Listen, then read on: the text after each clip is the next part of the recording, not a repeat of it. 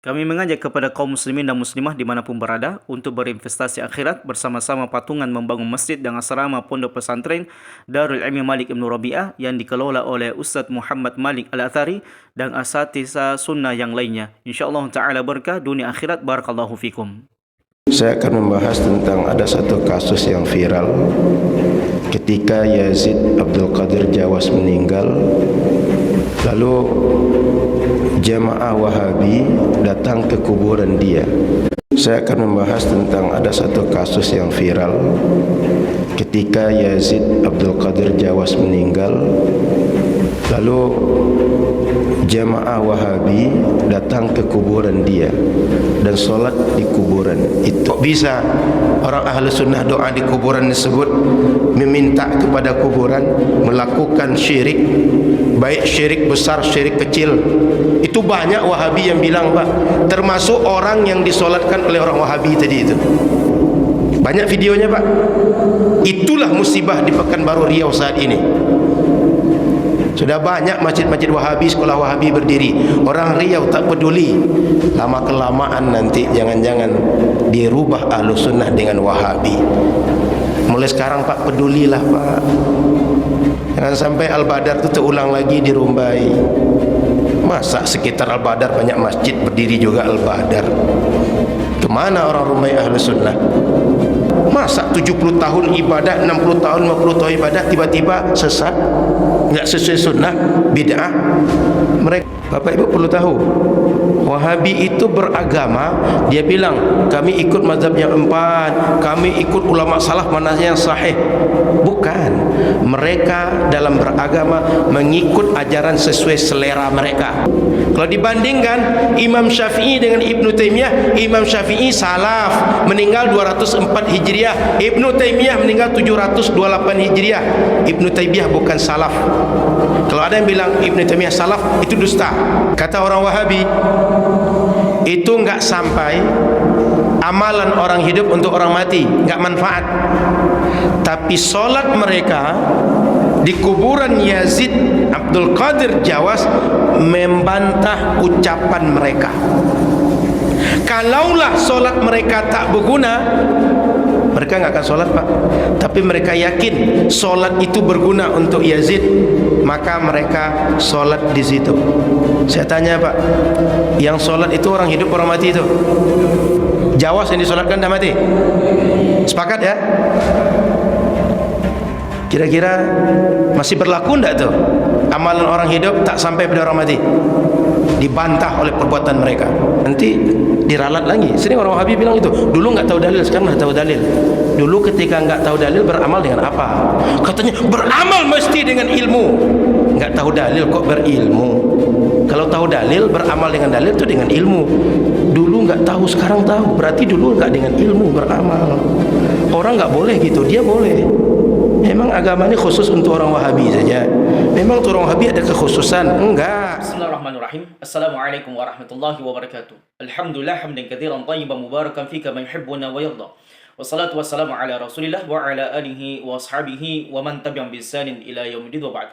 Pada kesempatan yang berbahagia ini, izinkan ana untuk berkenan membahas ataupun membantah dan meluruskan pernyataan Ustadz ini yang kemudian menyinyir, bahkan membalikkan fakta seolah-olah apa yang dilakukan oleh sebagian saudara-saudara kita kaum muslimin berkaitan solat jenazah di kuburannya Ustadz Yazid Abdul Qadir Jawas adalah merupakan sebuah perkara yang diharamkan oleh Allah Subhanahu wa taala, atau amalan itu mereka sebut dengan amalan kuburiyin.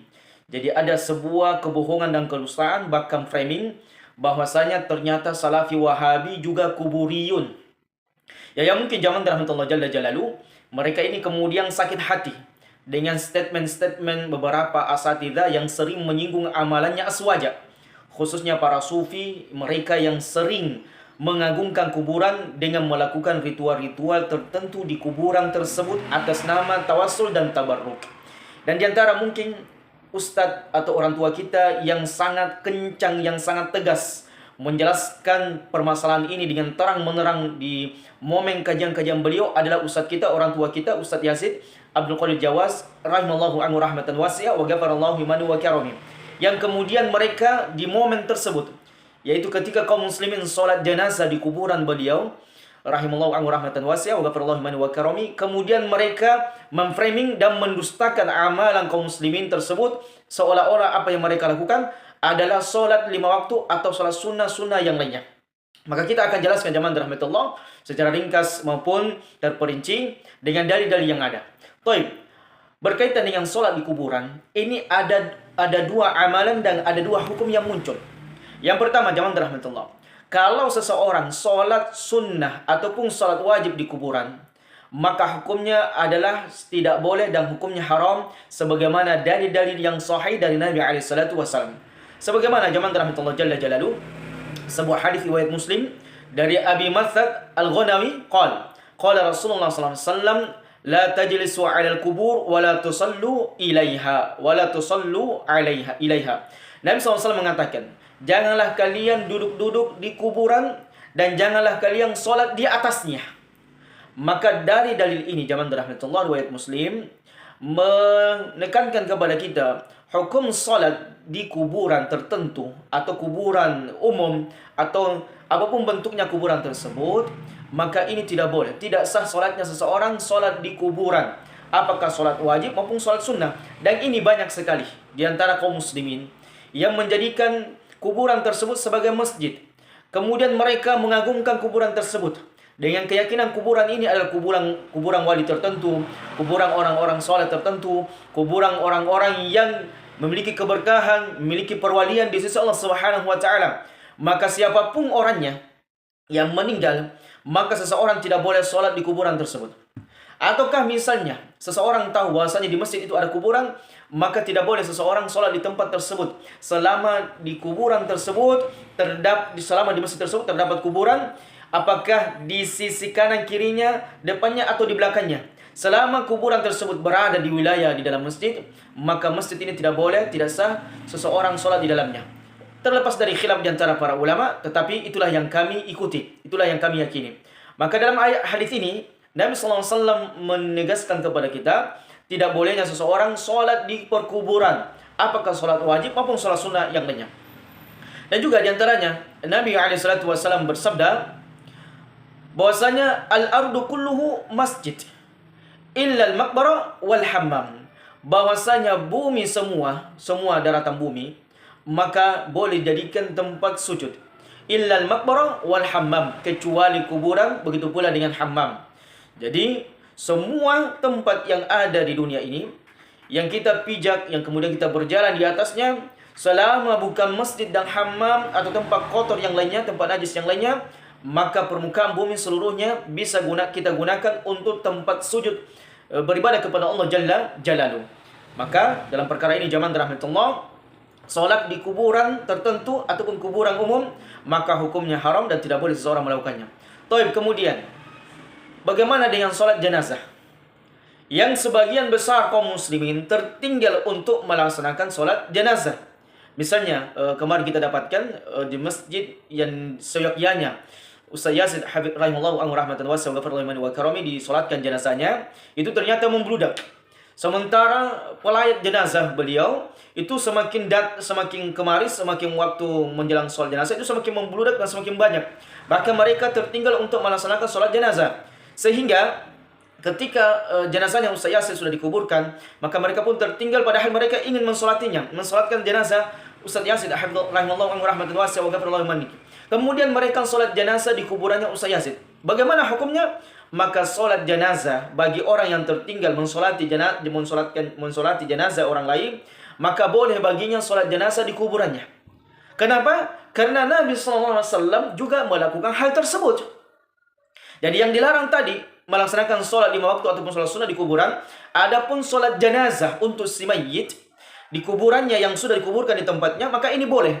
Sebagaimana Nabi SAW melakukan hal itu, dan hadits ini diriwayatkan oleh Imam Bukhari dan Muslim. Saya bacakan dari Abi Hurairah, anna rajulan aswad atau imratan sauda kana yakum ay yunadhib al-masjid famata. Fasa'ala Nabi SAW anhu faqalu mata. Qala afala kuntum adhantumuni bi dulluni ala qabrihim. Taib, dulluni ala qabrihim aw qala qabriha. Fata qabraha fa shalla 'alaiha. Abi Hurairah radhiyallahu taala anhu menceritakan bahwasanya ada seseorang hitam kulitnya atau wanita yang hitam kulitnya, di mana laki-laki ini atau perempuan ini itu senantiasa membersihkan masjid. Kemudian famata. Kemudian orang ini pun meninggal. Maka Nabi SAW bertanya kepada mereka, mana laki-laki atau wanita tersebut? Faqalu, maka sahabat mengatakan, ya Rasulullah, orang itu telah meninggal. Maka Nabi SAW kemudian mengatakan, kenapa kalian tidak memberitahukan aku kematiannya? Kemudian Nabi SAW mengatakan, tunjukkan aku kuburannya di mana. Maka kemudian para sahabat menunjukkan kuburan sahabatnya tersebut. Kemudian Nabi SAW mendatangi kuburannya, fasalla 'alaiha, maka Nabi SAW kemudian solat jenazah untuk wanita tersebut. Hadis riwayat Bukhari dan Muslim. Maka dalam momen tertentu, ketika seseorang terlambat atau terlewatkan mensolat jenazahkan kaum muslimin yang lainnya, sementara ingin dia mensolatkan jenazahnya, maka tidak mengapa kemudian dia mendatangi kuburannya dan kemudian mensolatinya, sebagaimana yang dilakukan oleh Nabi alaihissalatu wassalam. Sehingga fitnah, framing, dusta yang disampaikan oleh ustaz-ustaz menyimpang ini, ustaz-ustaz yang memang di dalam diri mereka ada hasad kebencian kepada kaum muslimin ahli sunnah wal jamaah, yang mengatakan bahwasanya di tempat ini sangat berbahaya kalau menyebar ajaran-ajaran salafi wahabi, maka kita katakan, apakah ustaz ini memang bodoh dengan dalil yang kita sampaikan tadi? Hadis yang berkaitan dengan Nabi SAW mensolat jenazahkan sahabat yang meninggal yang beliau tidak tahu, yang kemudian beliau mendatangi kuburannya, kemudian solat jenazah di kuburannya, ataukah memang niatnya ingin membuat kaum muslimin seolah-olah apa yang dilakukan oleh salafi wahabi, ternyata salafi wahabi juga solat di kuburan yang selama ini mereka lakukan. Na'udzubillah, nasallallahu salamatan wa afiyah. Inilah pentingnya jamaah dan rahmatullah, ketika seseorang itu memang benar-benar berdakwah, maka kembalikan niatnya. Untuk apa kalian berdakwah? Apakah ingin mengajak manusia kepada kesyirikan dengan menyembah kuburan-kuburan tertentu, melestarikan amalan-amalan kesyirikan, mengajak manusia melakukan ritual-ritual amalan-amalan bid'ah yang lainnya? Ataukah Anda ingin mengajak manusia kepada tauhid, mengajak manusia kepada sunnah, mengajak manusia kepada kebaikan-kebaikan yang diajarkan oleh Nabi SAW? Pertanyakan diri Anda.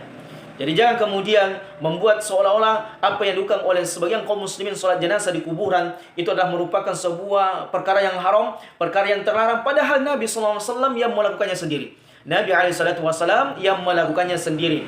Maka ini hujah yang sangat kuat bagi kita semuanya, bahwasanya di sana ada orang yang memang tidak senang dengan dakwah salafi wahabi, kemudian mereka sangat senang dengan kematian dai du'atu salafi wahabiyah, kemudian mereka ingin membuat framing kematian ustaz-ustaz dai salafi adalah sebuah peristiwa yang menurut mereka adalah merupakan sebuah momen kebahagiaan bagi mereka, yang selama ini membid'ahkan mereka, yang selama ini mengkafir-kafirkan mereka. Apakah benar Ustaz Yasin ini selama beliau berdakwah suka mengkafir-kafirkan, suka membid'ahkan seseorang, menunjuk hidup seseorang bahwasanya kamu kafir, kamu ahlul bid'ah, atau ini adalah merupakan bahasa umum, bahasa global yang disampaikan oleh dai-dai ahli sunnah wal jamaah ketika mereka berdakwah? Karena memang harus diketahui bahwasanya di dalam Quran saja banyak bahasa-bahasa kufur yang Allah sebutkan dalam Quran, begitu pula dalam hadis Nabi SAW. InsyaAllah ta'ala di video berikutnya kita akan menjelaskan apakah memang benar Ustaz Yasin suka mengkafir-kafirkan orang, suka membid'ah-bid'ahkan seseorang, ataukah beliau diantara da'i yang hanya menyampaikan qala Allah wa qala Rasulullah SAW. Demikianlah jamaah rahmatullah sedikit apa yang bisa kita bantahkan bagi si da'i ini. Semoga Allah Subhanahu wa taala memberikannya hidayah, atau Allah mewafatkan orang-orang seperti ini, karena sesungguhnya menyebarkan kesesatan, menyebarkan kebohongan-kebohongan, ajaran-ajaran sembarang yang tidak ada tuntunannya dari Nabi SAW adalah merupakan perkara yang besar, dan itu adalah pertanggungjawaban yang sangat besar di sisi Allah Subhanahu wa taala. Hadza wallahu a'lam bissawab. Subhanakallahumma bihamdika asyhadu an la ilaha illa anta astaghfiruka wa atubu ilaik. Wa akhiru da'wana alhamdulillahi rabbil alamin. Wassalamu alaikum warahmatullahi wabarakatuh.